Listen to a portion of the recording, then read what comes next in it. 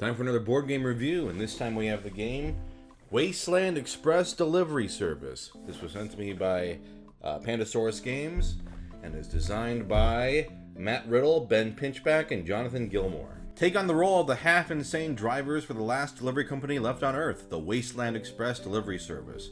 In order to scratch out a living in this deranged universe, drivers will deliver goods and guns between the handful of settlements pockmarked throughout the hellscape that you call home, and take on missions from the handful of factions still trying to hold on to the last dregs of civilization. Let me show you how to play. So in Wasteland Express Delivery Service, you are trying to make deliveries across the wasteland. You're also going to upgrade your truck and run into raiders along the way. There are 3 priority first-class contracts available to all players at the start of every game, but you can also take on additional private contracts by visiting capitals of the 3 factions. Generally speaking, you won't get paid for doing those, but the Wasteland Express Delivery Service home office is rewarded handsomely for them. Contracts have lots of different asks and missions. The first player to complete 3 contracts in any combination of public and private wins the game. Now, every player has a dashboard here. This represents your truck. Now, these 5 markers here are your action markers, which you begin with each round. You assign these action markers to different sections of your truck in order to take the corresponding action. Now, Gat here, he starts with the trailer, which is what this is, but every character has a unique sort of perk.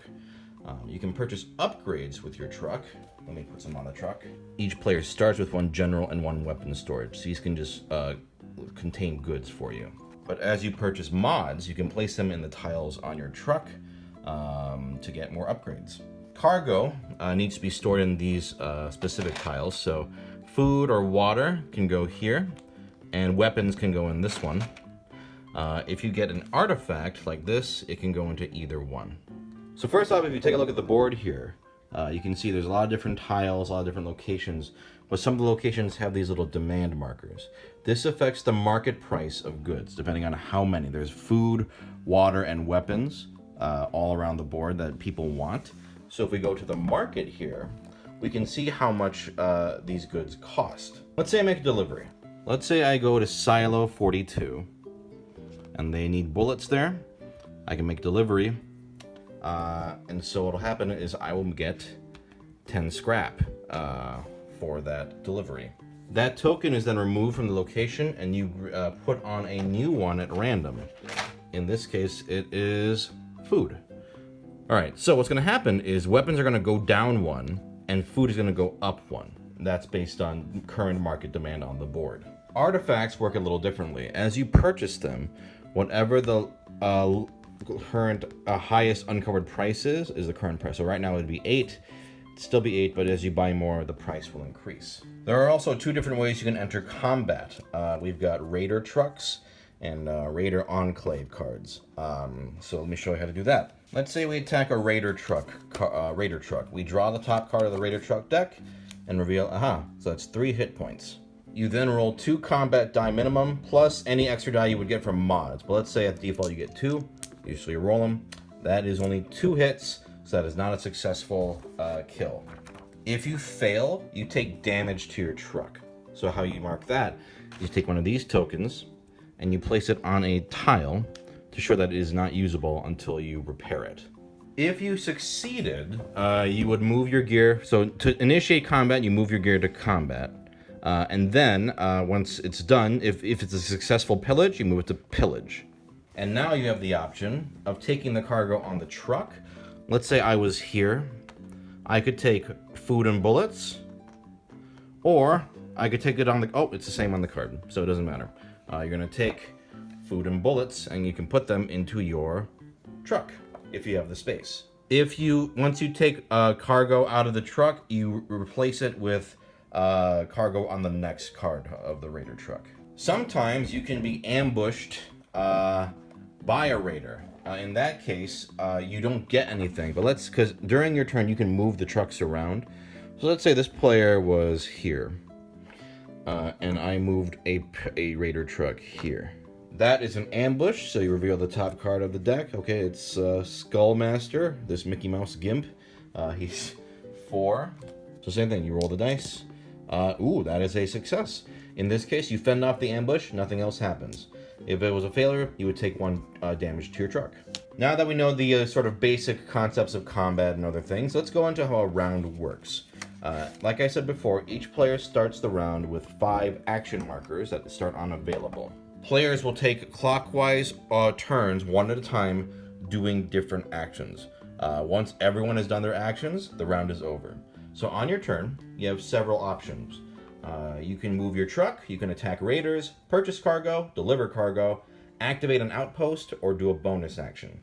At the start of the round, you pass this event deck, and you read what the top card says, and something will happen. For example, conversion. Each player may take 1 cargo of the lowest current value.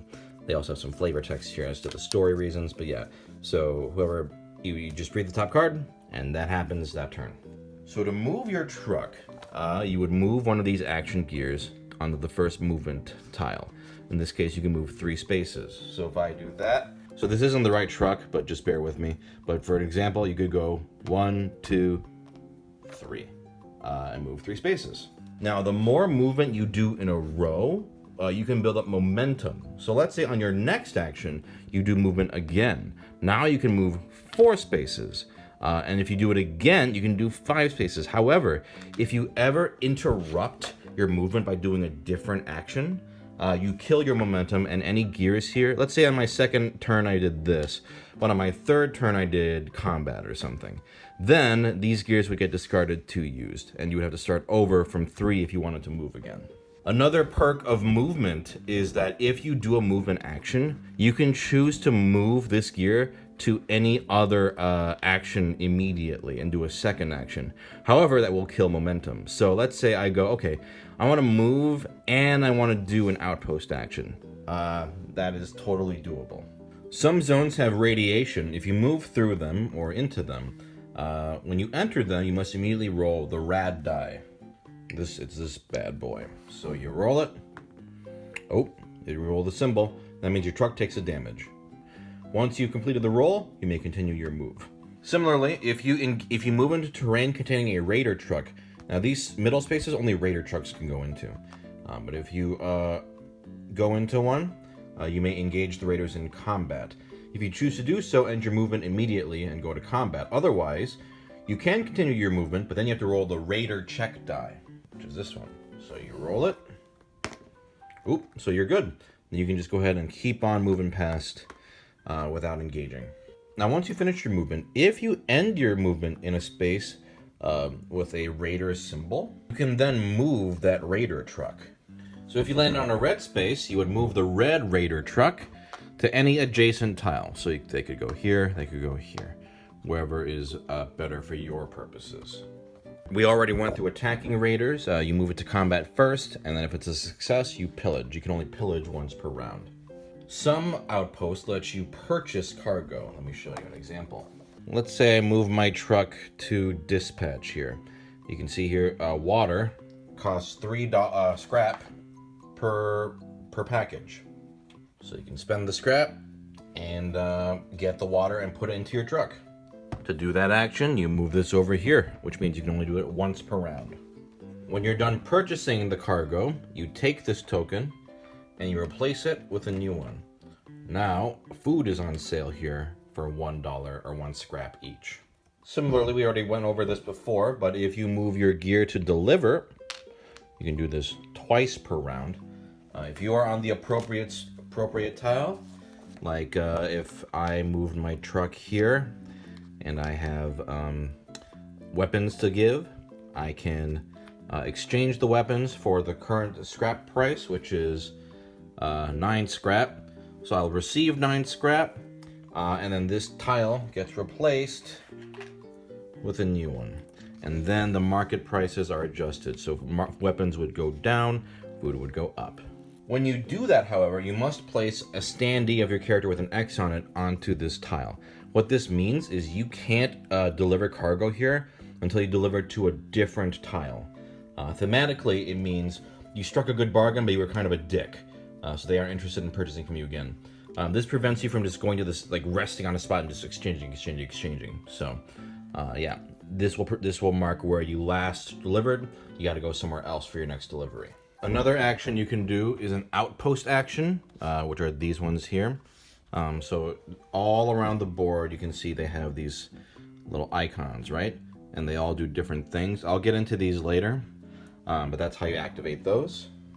And finally, there is the bonus action. Now, some objectives require you to do special scenario-based actions. This is the only action you can't slide into from movement. That's how you play the game. But what are we even playing for? Well, as I mentioned at the top of the game, there are 3 randomly drawn public objectives. So in this batch, we've got the Big Dig, which is excavate and deliver 1 treasure to the library. Smuggler, complete 1 smuggling run from each faction. And questionable decisions, transport 1 nuke from the railmen to the 9-9. If you ever complete one of those objectives, these character stands here are a way for you to mark what you've done. So if you did the first one, boop, you place your marker on there. Now let's get into some of the truck mods. Here you've got the mod shop. And so these will do different things, like for example, you can buy weapons, which will either increase or give you extra die during your rolls, or add 1 hit, guaranteed hit to your rolls. There's stuff like armor that lets you absorb the next 2 damage. Broker, which lets you get an additional $2 or scrap. God, scrap! Every time you deliver cargo. There are certain ones like Digger and Nuclear Vault that are required for special missions. Sleeper Cabs let you carry additional allies. I forgot to mention you get allies during the game, and they'll give you like specific perks like Maul's Electric here, plus 2 scrap on water deliveries. But if you get a sleeper, you can get more allies. Or something like Turbo, which lets you move an additional space during movement actions. You can also do temporary truck mods like these. These are one-time uses. Like this will give you a extra 5 scrap for any cargo delivery. Escort. This lets you move your truck anywhere on the Wasteland. And Missile. This gives you adds 2 hits to your final result of your combat roll, but you got to use it before you roll. There are also, like I mentioned, different outpost actions. I'm not going to go through all of them because a lot of them are pretty straightforward. But for example, you got like the coffers, which lets you get 3 scrap from the reserve. The depot, which lets you either buy a trailer for 8 scrap or heal your truck for 3 scrap. You can get faction cards. I'll explain that in a second. You can also, get temporary mods. This is how you go to the mod shop. They're all different sort of little bonuses you can get, or little bonus actions that help you in various ways. Now, as I mentioned before, there are 3 factions in the game. So, for example, if I go to the Citadel over here, you draw 3 cards from their deck and pick one. So that's the New Republic Army. So you look at these, and they all have different things. Like this one needs you to do a food or water delivery to New Alexandria. This one needs you to do a cargo delivery to Motown. This one needs you to fulfill demand in Silo 42, Terminus, and the Rock. Now, you'll notice that this one has a objective marker on it. If you complete this, that counts as one of your 3 objectives towards victory. This symbol is a smuggling symbol. Some objectives will tell you, like, do this many smuggling things, and then you can get a objective stamp. So yeah, they give you different rewards. In this case, like 4 scrap and draw 2 allies, keep 1. Or, like I said, get you closer to victory. Otherwise, that's pretty much it. You're running around, making deliveries, getting scrap, upgrading, doing objectives. Each character has a special like perk that they come with. And also, depending on the objectives that are in play, different things like, I mentioned before, digging or nukes, or you could even have Grand Lord Emperor Torque in your game. There's all sorts of different variables in play, so each game is going to be a little bit different each time. Otherwise, do 3 objectives and you win, and that's the game. So this is a game where I think looks and the flavor of the game go a long way, because I think it's a pretty good game with a great theme and art direction and like writing, but at its core, pretty good. What you've got here is a solid, simple but effective pickup and delivery game. You go here, get this, bring it here, get money, rinse and repeat. You can upgrade your truck, which is a cool idea in theory, but I honestly didn't feel like it was that necessary or satisfying to do so. Because once I had enough storage for the cargo, I was pretty much set, and anything else kind of felt extraneous. In other games, upgrades feel powerful and satisfying and well worth the money you pay. Like when you get one, you're like, ah, yes, I have this for the rest of the game. But I never felt that way in this game.